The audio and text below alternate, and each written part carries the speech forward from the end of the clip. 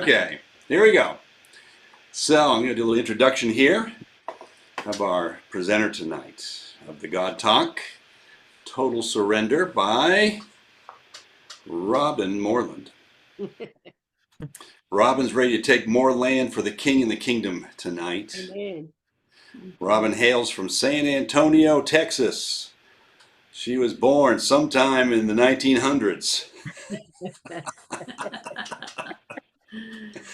And she has lived in Texas so far all her life. Robin has had several different careers. She's been doing things in the fast food industry. She's been a factory worker. She was a police officer, a security officer at Texas State School for Juveniles, which is where I think she met, that's where she met somebody very special to her. Yeah, part of her story.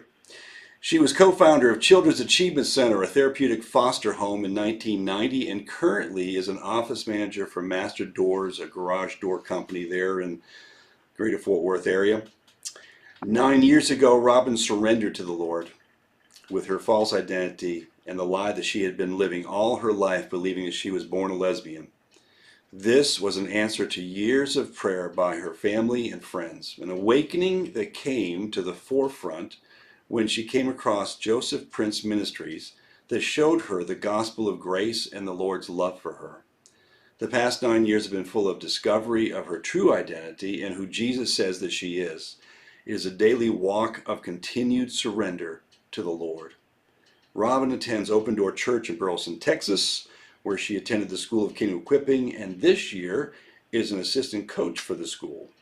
Robin is a member of the Peacemakers prison team and speaks at different prisons in Gatesville, Texas. Everybody, please welcome Robin.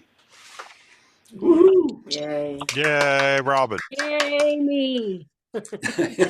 Yes, indeed. Well, first off, the way this all worked out is that on Tuesday of last week, I was wanting to know what the songs were because, I wanted to hear them again that we had played on Monday night of last week. And I asked John, could you send them to me? And he goes, yeah, but I got to ask you something. And I was like, oh, what you going to ask me? And he wanted to know if I'd do a talk. And I said, on what? And then he said, total surrender. And I was like, oh. I was like, why? And I'm like, well, you know why, silly. So I said yes. And so here I am. The main thing I want to start with on total surrender is that it's an ongoing process. It's not a one and done like, we would like to hope. And I'd looked up definitions of total surrender. I did each word. I did total first, and it says complete, whole, absolute, and then my favorite description was downright. And then surrender, it says cease resistance, handing over, laying down of arms, and then my favorite, give oneself up. So I guess you can say I'm downright giving myself up. Awesome. The true Texas style. But my journey, and I think about control is being a big block to total surrender. I think wanting to be in control of our lives and trust, being able to trust the Lord. And then we come in our life and it's always be who you want to be. You can be anything you want to be. Live your truth. This, that, it's all about you and whatever you want to do. And I think in my life, that's, pretty much what I was doing my whole life. And until 9 years ago, the Lord, he changed all that. And, before that, I had a good job. I had money. I was going to church. I was fellowshipping with Christians. I was living with a woman for 25 years. I'd been married for 14 months at that time. And, I pretty much thought life was good. I kind of had what I always thought was my American dream, so to speak. But the thing about it is that I knew inside of my heart that there just wasn't really total peace. and surrender. I knew what the truth was out there. And I think the Lord was always reminding me of that through other people in my life and through people praying for me, wanting me to understand what God's real plan for my life was. I think all of us out there, we want to be in control of our lives because we feel like we know what's best. We uh, we trust our own decisions. I mean, how could I trust somebody? How could I even trust God with my life? I would think, well, what if he wants me to give this up? And what if he wants me to stop that and get rid of this? And so it's kind of like, I don't know, so in my heart, I had these little roped off areas. You can have all of it, but he starts to go this area. No, no, no, no. Don't step over there. That's kind of a place I say for me, when I just want some me time or something like that. And so it was an area that I was keeping kind of roped off from the Lord. I used to say that following the Lord is like driving with the emergency brake on. You got that old emergency brake on, you're trying to drive, you don't feel like you're going anywhere, but you're afraid to let it go and to release that brake, so to speak. At least that's what I used to say. But 9 years ago, like John had said earlier, through prayer of my family and friends, the Lord showed me what true surrender could be to him. And sometimes when we surrender, you hear of battles out there in the world, and when people surrender, it's not always they're just happy to surrender. Sometimes you're not happy to surrender. Kind of depends on what you're going through. And I think sometimes, the Lord will let us just keep going around that mountain of trying to do it ourselves until I just kept going around that mountain so many times until I finally ran into myself, so to speak. There just wasn't anywhere else to go, and realizing that even though I thought I had the perfect life, the perfect everything, that there was still, emptiness there. And, I'd been brought up in a Christian home, and I knew, what should be done and how I should live. But again, you just try to drive off on your own road wherever you think you're going to go. And I've shared this before that I believe that the Lord thought that my life was okay. He would kind of look over that and he would love me anyway. But it wasn't a true fullness with the Lord. It wasn't really getting to know who he was and then learning more about who I am because of that. I think sometimes surrendering is like, when you're driving down the road, like if I'm the passenger and somebody else is driving or vice versa, and it's like you try to grab hold of the wheel and help them a little bit.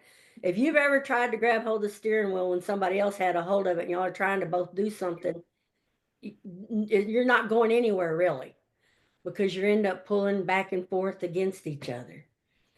And that's kind of what I think we do with the Lord. And I think total surrender is like being that little kid that's up on a counter at a house. And you know how the dad's standing there and he goes, "Come on, jump." And a child will just jump. He surrenders. He's like he has no fear. He just goes and he just jumps. And that's what the Lord wanted me to do. And that's what the Lord wants us to do. Is just go for it. Just jump, fall into his arms, know that he's gonna catch you. He's never dropped me. He's never dropped me. Sometimes I might have felt like I was almost at the floor before he caught me, but he's never dropped me. And I think with surrender, when I surrendered my homosexuality to the Lord and when things started changing, even though I was giving up things, there was new discoveries of things I'd never known before. Mhm.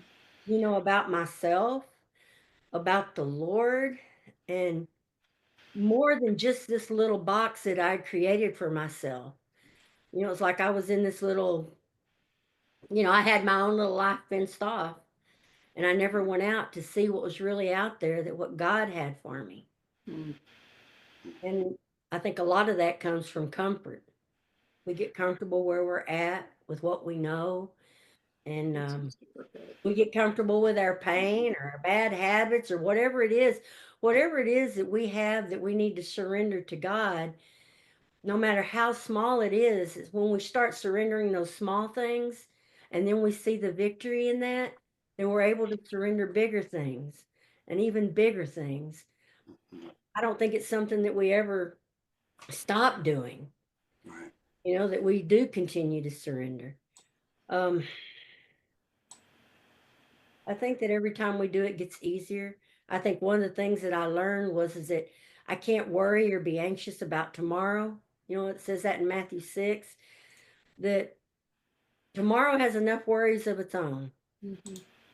And through all that I went through, God's grace showed me that every time I surrendered, He was answering in my life even bigger and giving me more victory and more understanding of who He was, and helping me learn a lot of different things, learning how to love people, how to really love people, and how to see people like He does.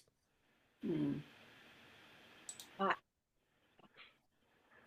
I think total surrender is something that I'll do and that we will all do until the Lord comes back. It's a continual process. Um,